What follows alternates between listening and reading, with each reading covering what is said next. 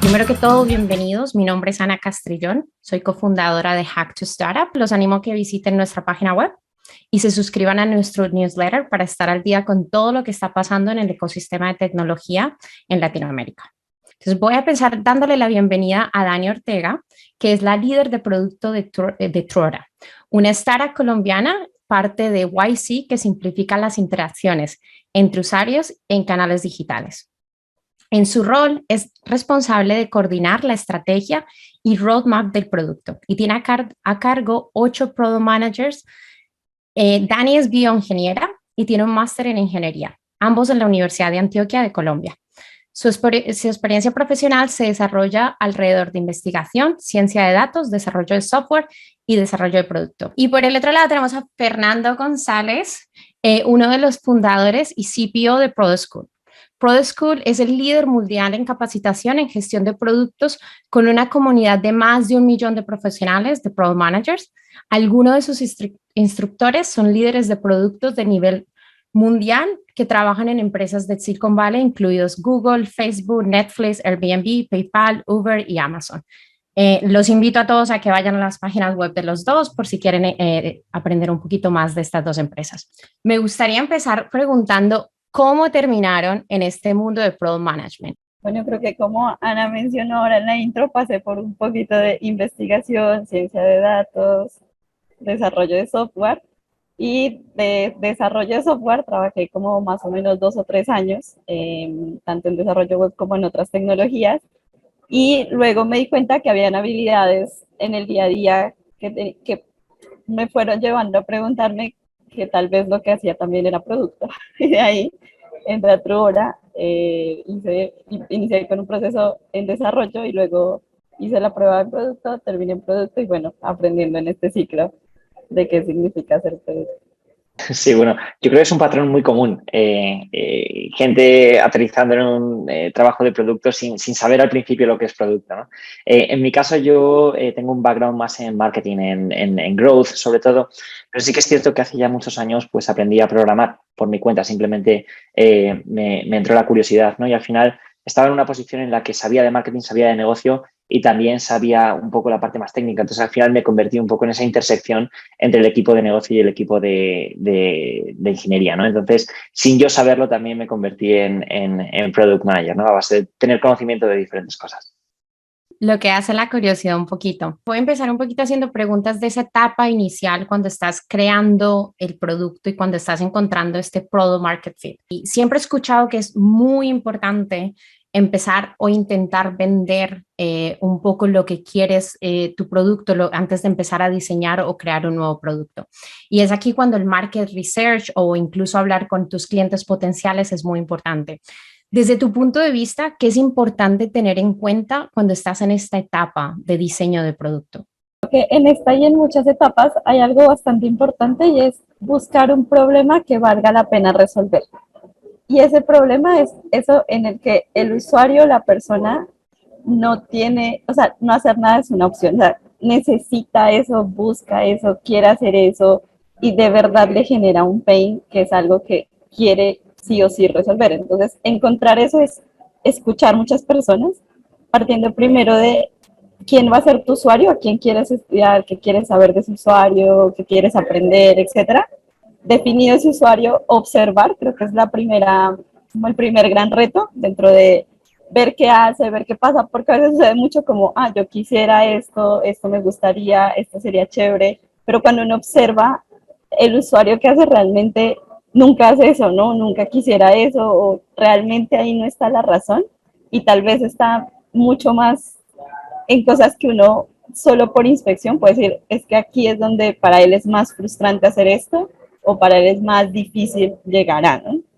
Sobre eso diseña algo, es decir, no tiene que ser muy grande, no debería ser más largo de una semana, de pensar, investigar y sacar una primera versión y decir, ok, voy a mostrar esto, a ver si alguien está dispuesto a usarlo, hay tracción de esa idea, y ya si eso empieza a tener tracción, bueno, ¿cuál es el tamaño de ese mercado, no? Entonces, ahí viene una pregunta importante y es, ¿cómo mides esto, no? Entonces, hay encuestas, hay entrevistas personales, hay observaciones que me parece más importante y ya puede llegar a un punto en el que también es el free trial de tu producto, ¿no?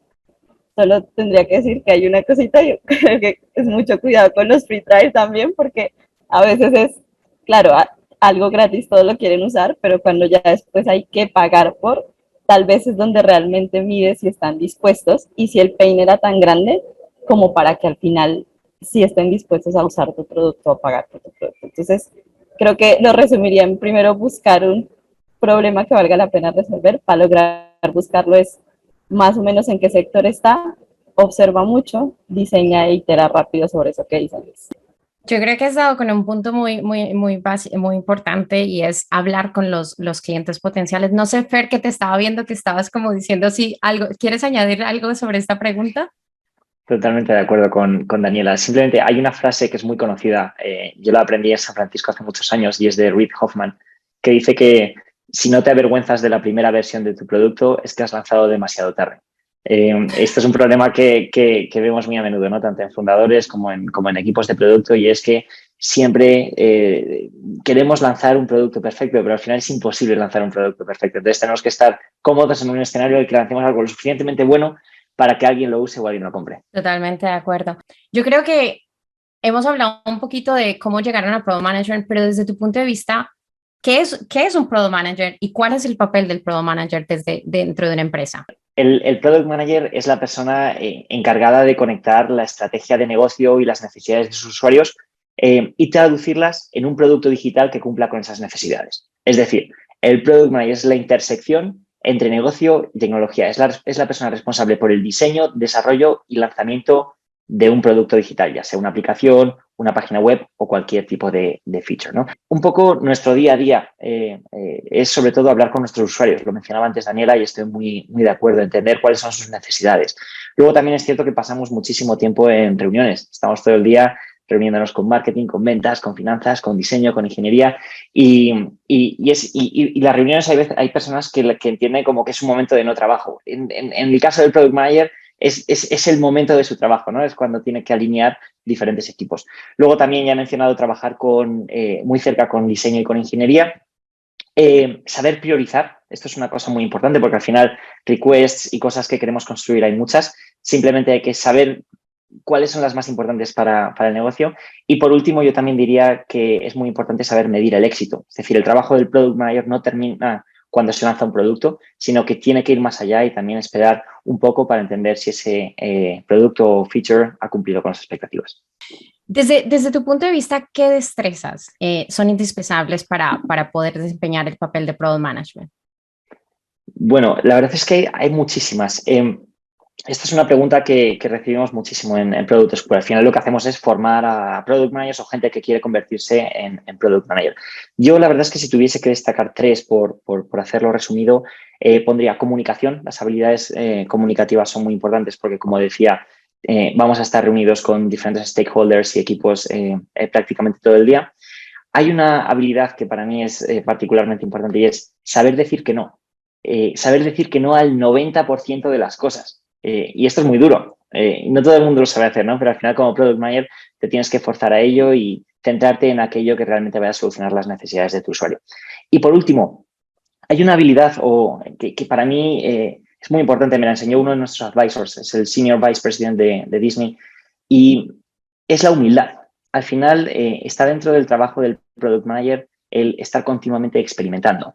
Esto significa que de los 20 experimentos que vamos a lanzar, seguramente 17 fallen. Entonces, tienes que tener la humildad suficiente como para saber que muchos de esos experimentos van a fallar y que no pasa nada, que tenemos que iterar y seguir creciendo. Entonces, al final, esa rapidez también y humildad le tiene que caracterizar a un Product Manager. Quiero hablar un poquito de esa parte que estamos creando un producto nuevo y lo que todas las empresas quieren es cómo encuentro Product Market Fit. O sea, esa parte de cómo llego y digo, bueno, sí, la gente quiere pagar por mi producto y puedo, y esto es lo que la gente necesita.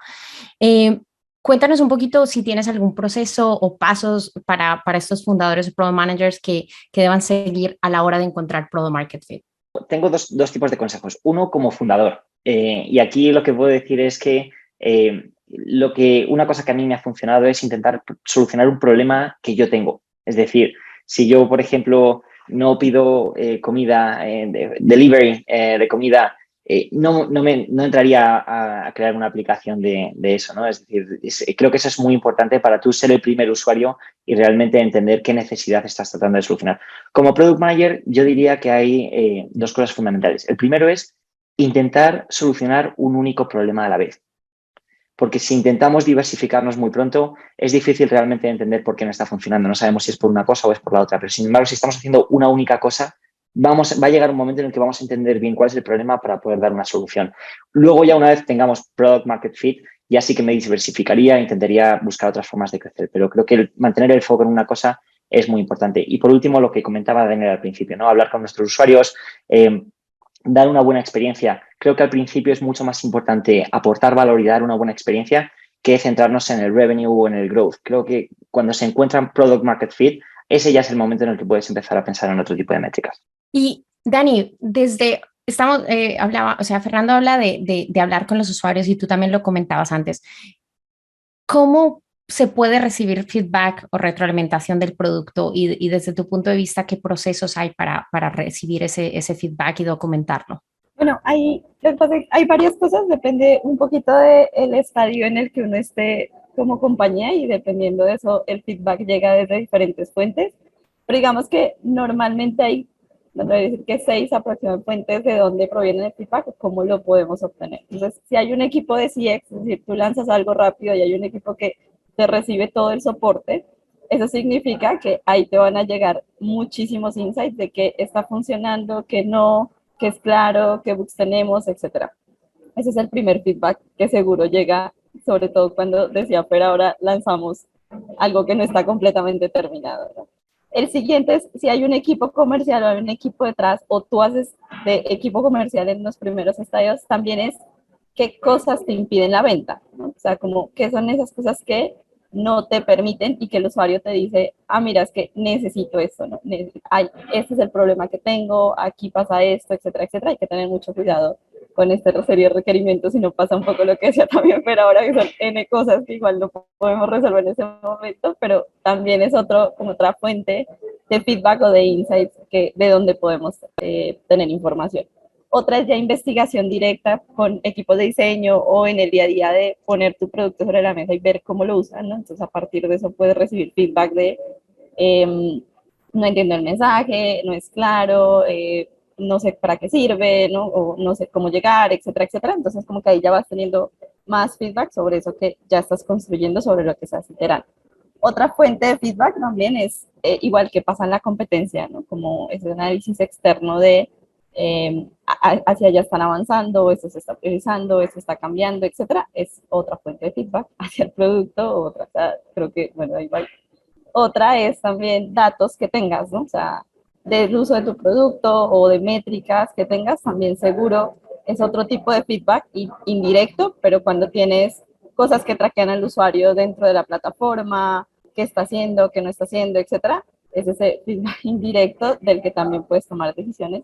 Y otra, la estrategia, hacia dónde quieres llevar, ¿no? Entonces, lo cuentas a alguien y en esa estrategia, oye, nos estamos desviando, vamos bien, etcétera, es otro tipo de feedback que tu mismo equipo o pues tu equipo cercano puede estar dando constantemente. Entonces, creo que son fuentes diferentes, en todas siempre indagaría el porqué detrás de muchas cosas, pero pues son muchas fuentes de donde pueden venir insights relevantes para mejorar el producto y cambiar literalmente. Dani, muchas gracias. Me ha encantado porque has dado 6 pasos dependiendo un poco de dónde esté la empresa. Bueno, voy a pasar un poquito a la parte de las herramientas para el Product Stack, porque creo que es una parte también de que el Product Manager tiene que decidir. Entonces, Fernando, ¿qué herramientas son indispensables para este stack de producto? Y hay un dilema, voy a hacer otra subpregunta. Hay un dilema siempre en ¿compras o construyes las herramientas que vas a utilizar para ese producto? Bueno, la verdad es que hay muchas herramientas. Nosotros trabajamos con herramientas muy diversas en el día a día y también dependiendo un poco del stage de tu empresa, pues irás con cosas más básicas o dependiendo de si tienes más recursos, pues irás con cosas más avanzadas, ¿no? Pero bueno, yo creo que sí que podemos hablar de algunas que son el ABC del Product Manager. Bueno, hablando de herramientas de project management, tenemos las clásicas Jira, Trello, son muy conocidas. Luego también hay que hablar de Product Analytics, que es para medir toda la actividad que pasa en tu producto, en tu web. Principales que habremos escuchado todo el mundo, Google Analytics, Mixpanel, Amplitude, son muy buenas. Luego ya entramos en otras herramientas que son muy tácticas, ¿no? Como por ejemplo para hacer A/B testing. Nosotros en nuestro caso en Product School utilizamos una que nos gusta mucho que se llama A/B testing.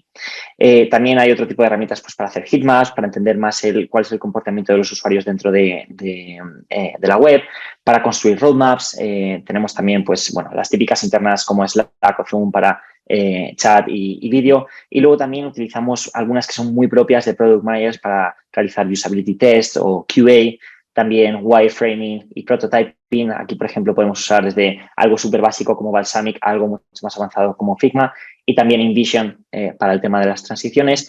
Y luego, pues bueno, también evidentemente herramientas para coleccionar el feedback de los usuarios como pueda ser Gainsight. En cuanto a ese dilema que comentabas de construir versus comprar, ¿no?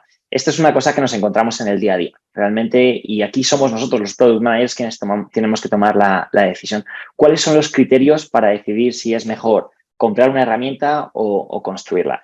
Bueno, yo creo que la respuesta más rápida sería decir, ¿este producto es puramente el centro de nuestro negocio? ¿Sí o no? Por ejemplo, voy a poner un ejemplo muy claro que creo que entenderemos y es, imaginemos que queremos implementar en nuestra página web un live chat y nosotros tenemos un marketplace.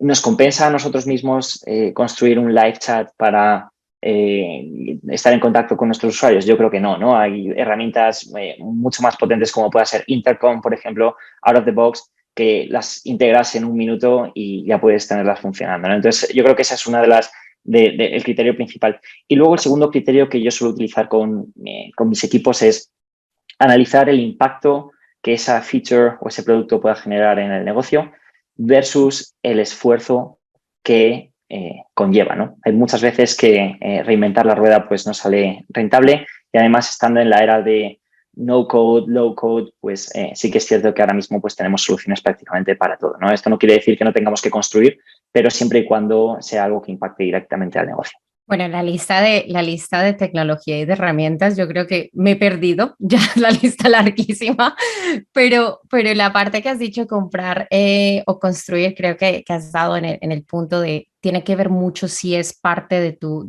core del producto o no. Dani, ¿algo que agregarías o alguna herramienta que tú digas, Ana, esta es una herramienta de las que yo utilizo mucho y se las aconsejo para los que quieran aprender de nuevas herramientas? Quería mencionar algo importante al principio y es, depende del estado en el que estén. O sea, como que hay cosas que uno, si al principio puedes usar manual, Excel te funciona, sirve y es suficiente para tus números, vas bien, ¿no? Si eso ya después no te escala, porque entonces necesitas un visualizador, entonces tal vez el primer visualizador sea Google Studio que se pega de Excel. Pero si ya después son métricas o logs, entonces posiblemente se tenga algo más técnico que te permita ver números o saber fracciones. Entonces creo que eso va escalando conforme escala la idea también. Es como que al principio es bueno saber que hay cosas que existen, pero es ir mirando que para ti ya se te vuelve un poquito inmanejable, ¿no? O sea, como que ya uno dice, no, o sea, no puedo seguir teniendo este ROMA aquí o, no, o esto no puede seguir ayudándome a traquear ciertas cosas y uno como que ya iba viendo los referentes como por demanda y dice, bueno, tal vez este es el que me resuelve este problema en este momento, ¿no? Porque hay unos que lo resuelven ahora, pero tal vez no después, pero por ahora está bien. Entonces creo que cambia un poquito y de hecho en Progralas hemos cambiado también de a poco dependiendo de lo que vamos viendo en la necesidad. Estoy de acuerdo contigo, has dicho algo, has dado en el punto que también depende mucho del estado en el que estés y está claro que si Excel al principio o Google Sheets es lo que necesitas, eso y ya cuando crezcas y cuando quieras escalar tu producto, pues agregas otras herramientas. Bueno, voy a pasar un poquito vamos a imaginarnos que ya tenemos este producto que hemos empezado a hacer, que ya hemos encontrado Product Market Fit. Dani, vamos a escalar ese producto. Cuéntame un poco qué se debe tener en cuenta a la hora de escalar un producto. Bueno, la primera, y creo que ahora también lo decía, es siempre entregar valor, ¿no? Porque cuando ya se empieza a escalar, lo que te empiezan a llegar es muchos pequeños features qué debes priorizar, ¿no? Pero ya son 7, ya vas viendo que eso tiene tracción, entonces todo el mundo te empieza a dar feedback, te empieza a pedir, oye, necesito A, B, C, D, y a veces esa velocidad puede jugar en contra de olvidarse para qué estábamos haciendo las cosas. Es como, bueno, otra vez siempre para atrás y sigue siendo el mismo valor o tenemos que cambiar el valor que estamos generando, ¿no? Esto sigue hablándose o tal vez la estrategia. Entonces, tener mucho cuidado de que uno, pues, nos ha pasado también dentro de muchas veces como que tanto feedback que recibimos que a la vez todo parece re interesante y otra vez nos volvemos a preguntar dónde está el valor más grande, ¿no? Y también otra cosa a la hora de escalar, y lo uno un poquito ahora las herramientas, es cuando ya hay tracción, es decir, cuando eso empieza a ir solo, uno se da cuenta por ciertos factores. Uno empezó manual, te funciona, te sirve, hay más tracción, lo manual se te empieza a volver difícil. Entonces, como que uno ya va teniendo esos insights por uso que te van llevando a ver lo que es más prioritario o hacia dónde te vas pegando, ¿no? Como hacia dónde vas creciendo. Y muy importante es nunca olvidar la deuda técnica, porque ya a la hora de escalar, ya cobra, pues se vuelve mucho más relevante que si hacia atrás no pensamos ciertas características de la manera correcta, porque en ese momento, como estaba, nos funcionaba, pero ya el escalar no nos soporta, no es lo mismo, etcétera, vale la pena frenar y decir, ven, o sea, arreglemos esto que ya no nos permite crecer, arreglemos esto que ya sabemos que por uso tiene tracción, está siendo relevante, le están viendo valor, etcétera, etcétera, y de verdad no pensemos en nuevas cosas, sino paremos, organicemos las que están para mantener el core técnico también, como en tech es mantener el core técnico lo más estable posible que te permita seguir creciendo, ¿no? Si no, lo que empieza a pasar es que empiezan a irse clientes, la funcionalidad no funciona, etcétera, entonces ya tienes un efecto contrario cuando ya has avanzado en ciertas partes. Sería esas tres, como siempre, entregar valor.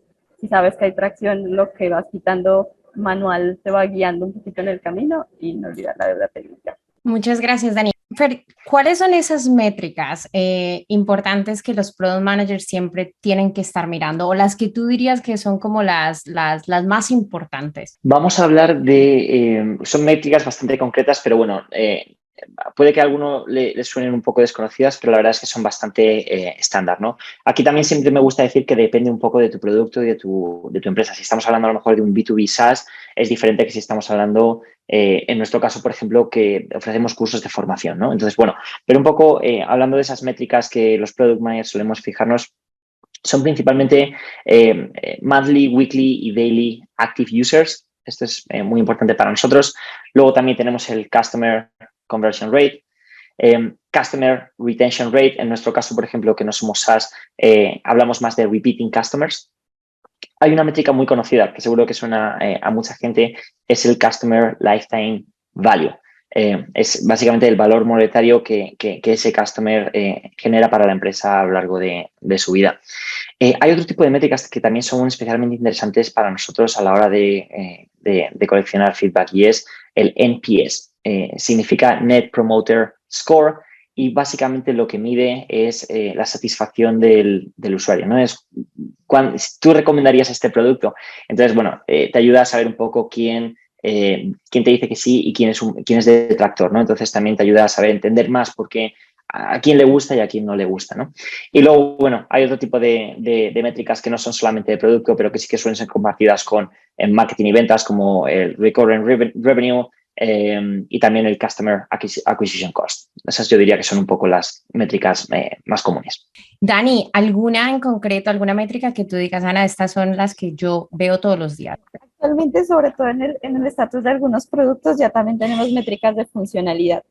Creo que Fer mencionado bastante como la interacción entre áreas y ya a veces también es el producto como tal, funciona o no funciona. Entonces, también eso depende un poquito del producto, pero es detección, por ejemplo, en nuestro caso de si hay patrones que se están detectando, no en la detección de documentos, si hay funcionalidades específicas que nos permita alertar que algún despliegue rompe o no algo, entonces como que ya hay también como métricas más chiquiticas funcionales netamente. Que imagino que ya cuando estás como en esta parte de escalar, ya empiezas a medir cosas mucho más específicas de tu producto, como me comentabas, Dani.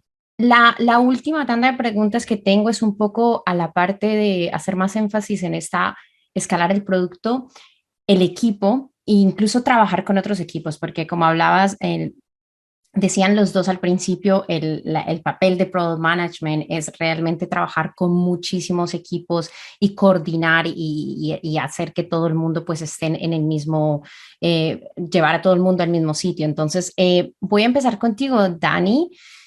¿Cuál es la mejor forma de mantenerse en contacto con los usuarios y recibir los comentarios del producto? Bueno, hay una, en nuestro caso hay una que nosotros somos una compañía B2B principalmente, entonces para nosotros syncs recurrentes con clientes importantes es supremamente necesario. Entonces es como saber constantemente cómo está viendo el producto, qué necesidades nuevas están encontrando, bueno, etcétera. Hay como, ese es un primero como de ese mantenerse en contacto. Hay otro que tiene que ver con cuando ves números, cómo encuentras los whys de esos números, ¿no? Como el por qué algo está creciendo, el por qué está reduciendo, porque ya tienes datos, entonces es, antes de contactar a un usuario o acercarte a un usuario, es qué está pasando en el sistema para que esas preguntas, cuando recontactas, llamas, buscas, etcétera, sean como más explícitas a qué estás buscando. La otra es también canales donde el equipo reporta. Entonces, digamos que nosotros tenemos o centralizamos, no siempre puede funcionar la centralización, pero centralizamos el único canal, lo que diferentes áreas se encuentran del producto. Entonces, eso significa que como las fuentes de feedback que mencionamos ahora, que son equipos también de Truora, por ejemplo, pueden reportar constantemente y eso a nosotros nos va dando en producto insight. Y comunicación efectiva, porque creo que cuando ya son muchas personas en el equipo, todos están recibiendo constante información y filtrar esa información, saber qué insights son de valor, etcétera, implica muy buena comunicación. Entonces, sí, tratar inicialmente de sobrecomunicar y de a poquito ir generando esa idea, bueno, qué es lo más relevante a comunicar y cómo comunico esto que vi de estos usuarios o que encontré en este caso. Creo que Porque claro, cuando escalas ese producto y empiezas a tener como nuevos features, nuevas funcionalidades, ya un product manager a lo mejor no es suficiente y necesitas contratar gente. Fernando, cuéntame un poquito desde tu punto de vista, ¿qué es lo que tienes en cuenta a la hora de contratar nuevos product managers? La verdad es que a mí lo que más me interesa es poder ver cuáles son los productos que has construido antes, ¿no? Y esto nos lo encontramos a diario en Product School, ¿no? Hay gente que tiene años de experiencia construyendo productos digitales, pero hay gente que no, hay gente que viene desde otros backgrounds y es totalmente válido. Lo que sí que todos tenemos en común, por lo general, es que tenemos experiencia en producto. Lo que pasa es que hay que saber organizarla, ponerla en un portfolio y realmente poder mostrarla, ¿no? Estoy convencido que todos alguna vez habremos tenido que crear una web para nuestra boda o escribir un artículo para un blog o hacer cualquier tipo de producto digital, ¿no? Entonces, todo eso vale como experiencia. Entonces, el hecho de poder mostrarlo habla mucho de cómo piensas a la hora de construir productos digitales, si tienes una metodología o no. Entonces, bueno, nosotros hacemos mucho hincapié en nuestros cursos en eso, ¿no? El tener un pensamiento, una metodología, un framework de trabajo. Eso creo que es muy importante y que habla también bien de ti en cuanto a la organización. Habilidades comunicativas, creo que lo hemos mencionado varias veces, por lo tanto, creo que poco más que mencionar. Hay una cosa importante aquí y es que el Product Manager tiene que saber hablar diferentes lenguajes. Y no estoy hablando de español o de inglés, estoy hablando de... tiene que saber comunicarse con ingenieros, con gente de marketing, con gente de finanzas, porque el lenguaje muchas veces es muy diferente, ¿no? Y cosas que sabe el equipo técnico no las sabe otro tipo de equipos. Entonces, bueno, saber wear different hats creo que es muy importante. Y luego, bueno, lo que decía antes de saber decir que no, y que sea un buen fit para la empresa en cuanto a los valores. Esto es una cosa que creo que a veces infravaloramos, ¿no? Pero sí que es importante el hecho de pararte un momento a pensar de, oye, esta persona la veo trabajando conmigo durante los próximos 5 años. Pues sí, si la respuesta es que sí, creo que siempre y cuando haya voluntad y ganas de crecer, hay muchas posibilidades de que esa persona pueda ser un buen fit. Muchas gracias, Fer. Dani, tú tienes 8 personas a tu cargo. Cuéntame algo que agregar para que tienes en cuenta a la hora de contratar. hay una muy importante unidad de lo que dice Fer y es a qué equipo o a qué core dentro de la empresa entra, porque eso implica que hay unas habilidades que van a tener que ser más fuertes, porque a veces decimos, bueno, son 30 cosas N que uno debe saber, ¿no? Que uno mínimo debe dominar, pero a veces, digamos, son productos con un core más técnico. Entonces, tal vez las habilidades técnicas en este caso son más importantes. Pues un producto más de cara a un usuario final. Entonces, tal vez las habilidades en research de usuarios, interacción, usabilidad, etcétera, son más importantes, ¿no? O a veces es un producto nuevo, entonces habilidades en growth o habilidades en mucho más rápido, tal vez son más relevantes, ¿no? O digamos que puede ir cambiando dependiendo de la naturaleza y del core o del momento también en el que se encuentre el producto o el estado del producto. Quiero terminar con una última pregunta antes de irme a las preguntas del público. Hablas todos, los dos hablaron que la comunicación es muy importante para el Product Manager.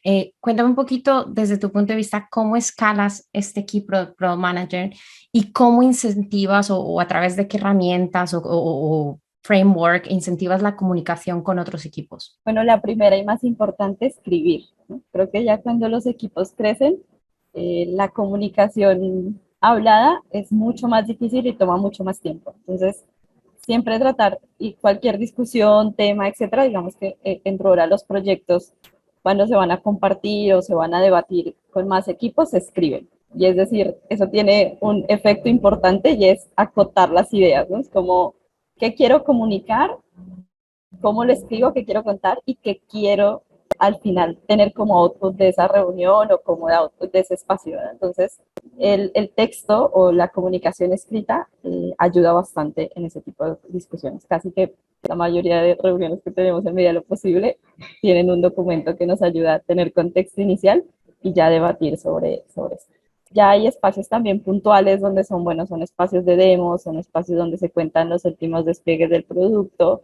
Y aquí siempre es quién es el oyente, ¿no? Es un oyente donde todos queremos que sepa lo técnico, es un oyente donde queremos saber qué cosas nuevas van a salir del producto para clientes. Bueno, esa la iteramos todo el tiempo porque la comunicación es tan grande como quieras. Entonces creo que siempre es como, bueno, fue claro, no están o no los mensajes. Bueno, chats grupales en general, sobre comunicamos en chats grupales, tenemos muy pocos chats individuales y también mantenemos un canal donde nos permite automatizar algunas cosas. Entonces, también empezar a ver esas cosas que son recurrentes, que a nivel de comunicación no son útiles, pero deben estar un poquito más automatizadas para que no sean recurrentes.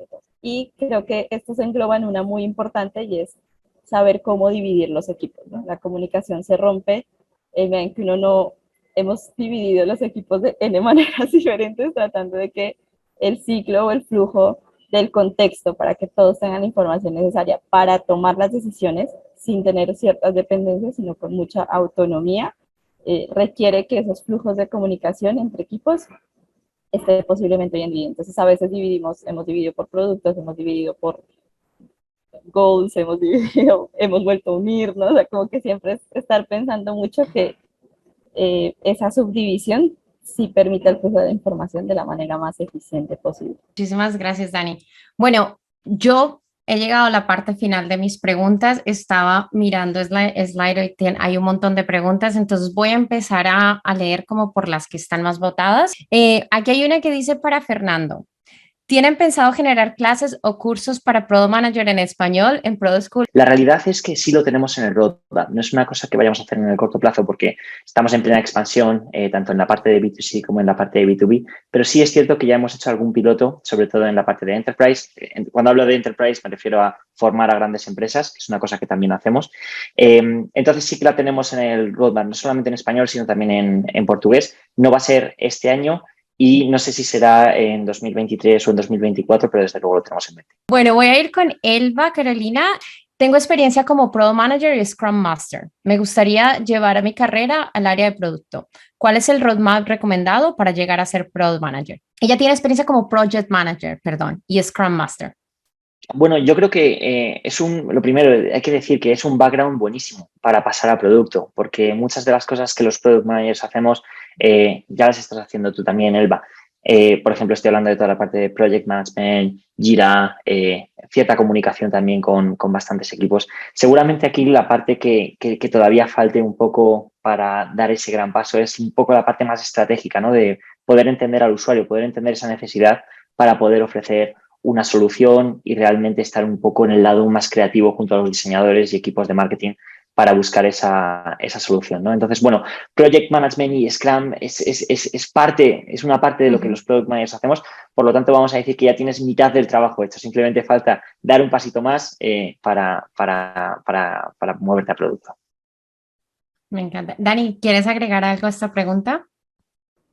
No, sí, y otra cosa que ayuda mucho cuando uno está como en ese cambio de rol también es contactar a algunos PMs, contar lo que uno ha hecho y como que estas cosas se pueden decir, ok, es que tal vez lo que debes fortalecer es estabilidad, ¿no? Porque depende mucho también de cómo lo maneje la empresa, ¿no? Hay empresas donde hacer proyectos es hacer producto, hay empresas donde hacer producto no necesariamente es hacer proyecto, entonces no sé exactamente dentro de la empresa en la que está actualmente cómo sea el rol, pero seguro hablando con un par de PMs de otras compañías va a encontrar esos puntos donde poder profundizar o donde poder seguir aprendiendo. La siguiente pregunta la hace David. Dice, ¿cuáles son las 3 técnicas de priorización que más usan o las que les genera mayor practicidad y valor? ¿Y con base en qué definen esos criterios de priorización? Creo que la hemos cambiado bastante, al menos en Truora, sobre todo por, bueno, una que lo hemos mantenido más tiempo por su simplicidad es impacto versus esfuerzo, ¿no? Creo que es como, porque normalmente uno a veces, entre más ítems tenga sobre la priorización, más complejo a veces se vuelve levantar la información que te permita tomar esa decisión. Y a veces tienes un backlog o tienes, no sé, 50 proyectos en los que se vuelve muy difícil priorizar con tantas puntuaciones, ¿no? Entonces, la que ha sido más liviana para nosotros es esfuerzo versus impacto. Y ya dependiendo de si quieres más detalles sobre eso, pues como que vas profundizando o vas como bajando la priorización de a poquitos, pero sí, la hemos iterado un poco también. ¿Cómo puedo saltar de Growth Marketing Manager a Product Manager?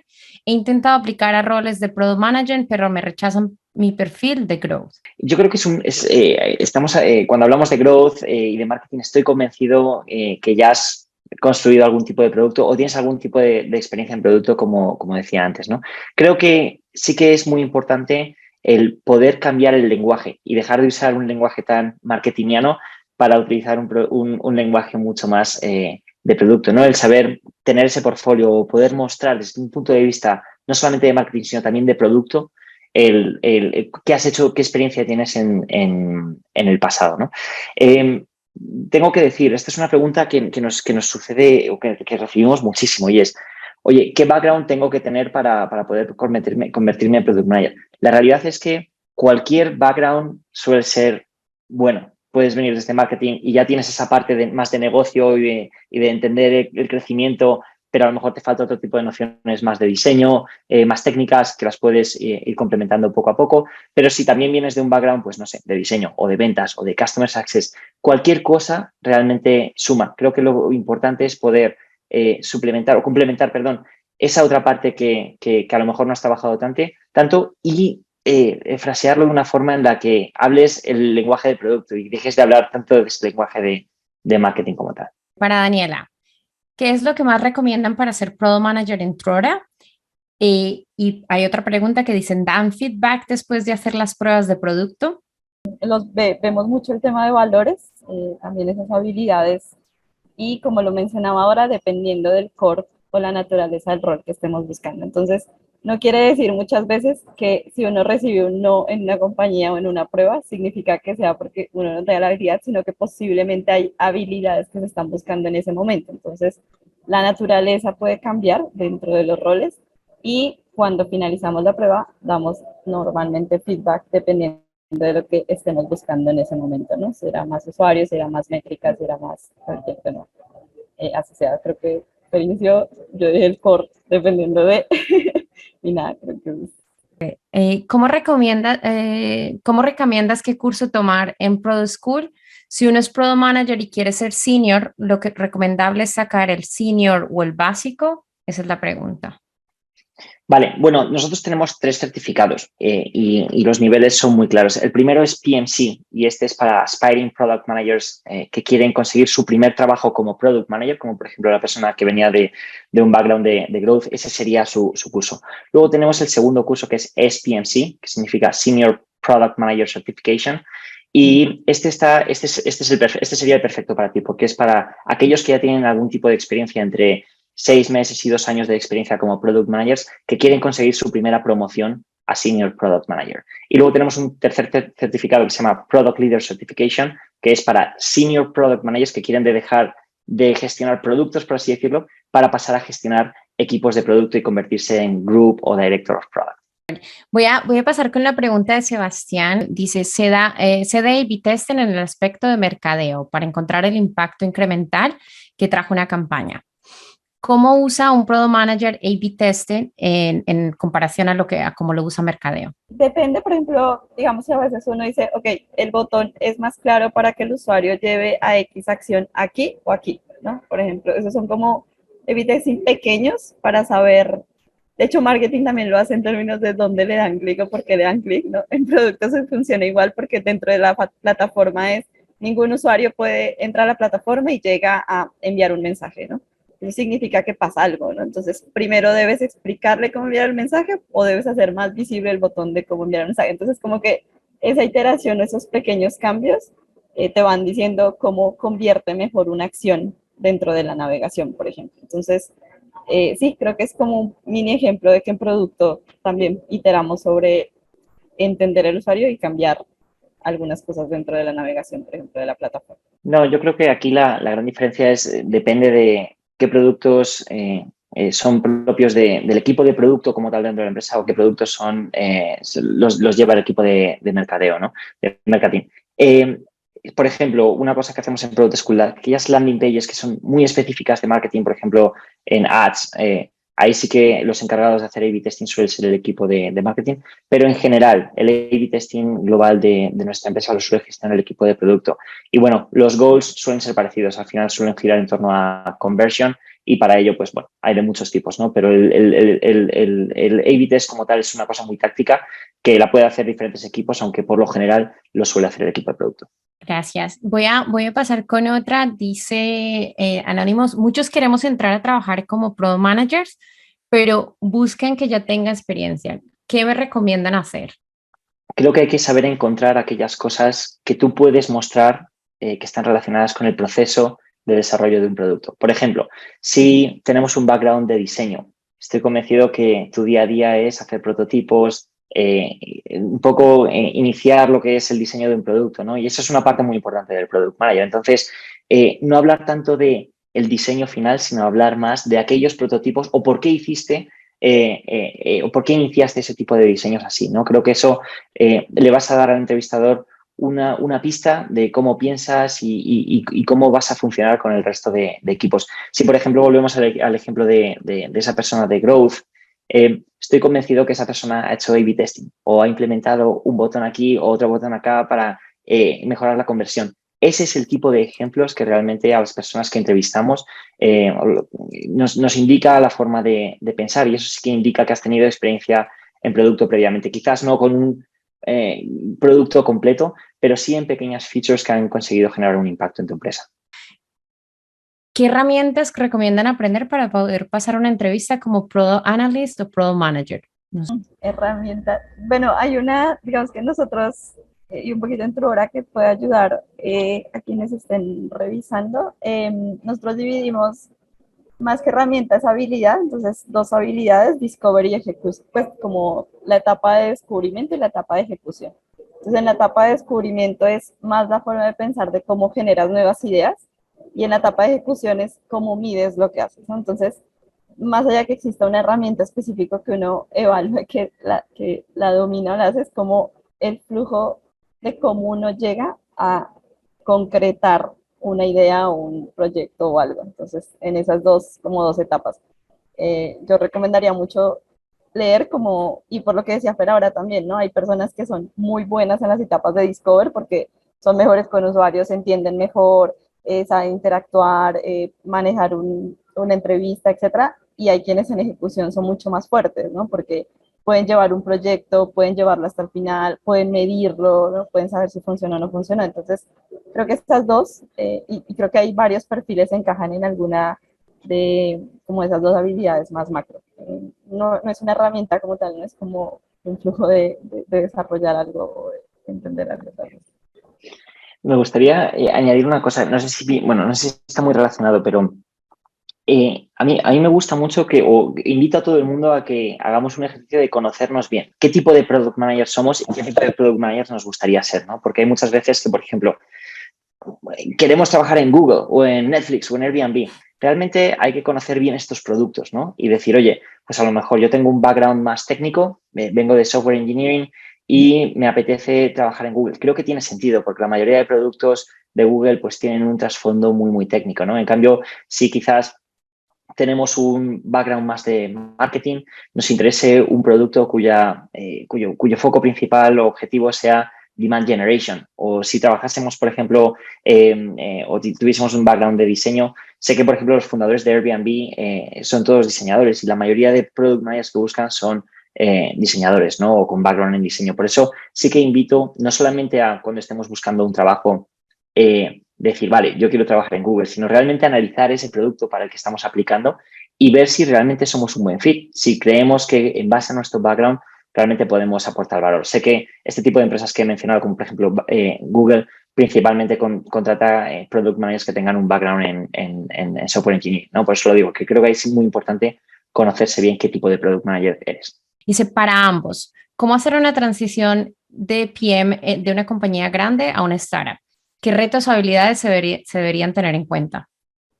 Voy a ir por una que de pronto, y esta es más por experiencia propia tal vez, entonces la puedo contar mejor, y es pasar de una compañía que piensa proyectos a largo plazo a pasar a una startup que se piensan iteraciones más rápidas, ¿no? Entonces creo que ese cambio de que son complementarias al final, porque luego piensas en la visión del producto y en la iteración, pero ese es el primer cambio, ¿no? Saber que equivocarse más rápido es más importante que tener el mejor proyecto que debes terminar en un año, ¿no? Entonces, personalmente para mí fue de los cambios, como el chip más grande, cambiar de compañías tradicionales posiblemente a decir, bueno, equivoquémonos, ¿no? Saquemos esto mañana, miren, nos queda, saquemos información, ¿no? Veamos si sirve o no sirve y luego nos devolvemos, ¿no? Creo que ese para mí fue el cambio más grande.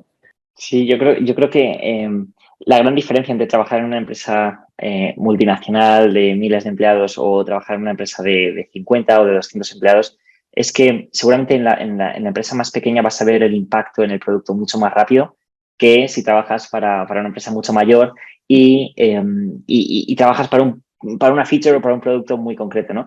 Tiene también su otra contrapartida. El trabajar en una empresa grande también te permite que aquellos pequeños cambios que tú hagas en ese producto seguramente impacten a un mayor número de personas. Entonces, es una decisión que seguramente tengas que medir. Si ver el impacto inmediato, seguramente una empresa más pequeña sea un buen fit. Y si lo que quieres es impactar a mayor número de personas, aunque tardes un poco más, seguramente sea mejor que trabajes en una empresa más grande. ¿Qué KPIs recomiendas para hacer un análisis profundo de producto? Las métricas principales las hemos comentado antes. Yo creo que eran sobre todo conversion rate, customer conversion rate, también active users es muy importante.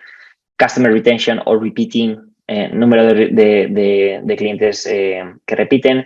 Y luego también el lifetime value de los customers es muy importante. Esas son un poco como las métricas más importantes para entender el éxito de tus productos o de tus nuevas features.